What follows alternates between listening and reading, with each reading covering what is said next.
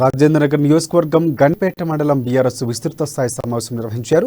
Bandlaguda jagir municipal corporation పరిధిలోని జీఆర్కే గార్డెన్లో BRS నేతలు సమావేశమయ్యారు. ఈ కార్యక్రమానికి ముఖ్య అతిథిగా చేవెర్ల పార్లమెంటు సభ్యులు గడ్డం రంజిత్ రెడ్డి, రాజేంద్రనగర్ ఎమ్మెల్యే ప్రకాష్, రంగారెడ్డి జిల్లా BRS incharge LV Ramana Goud, అలాగే ఎమ్మెల్సీ మహేందర్ రెడ్డి పాల్గొన్నారు.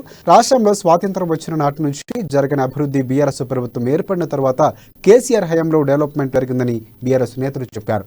దేశంలో ఎక్కడ లేని సంక్షేమ అభివృద్ధి పథకాలు తెలంగాణ రాష్ట్రంలో అమలవుతున్నాయని తెలిపారు.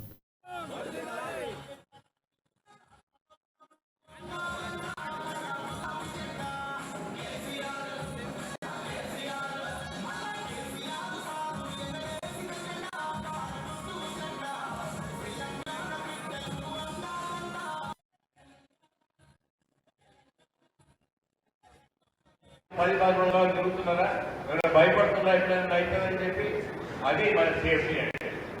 అలాంటి safest city, best city, most liveable city, most lovable city అని ఎందుకు చెప్తామంటే అన్ని విధానాల్లో అన్ని హంగులలో తెలంగాణ రాష్ట్రంతో పాటు హైదరాబాద్ దగ్గర ఇప్పుడు గండిపేట మండలం మాట్లాడుతున్నాం.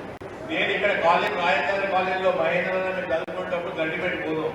గండిపేటలో ఇంత ప్రకాశంగా చెప్పినట్టు ఎప్పుడు నీళ్ళు ఎప్పుడు నిండిపోయి తెలియకపోయాయి.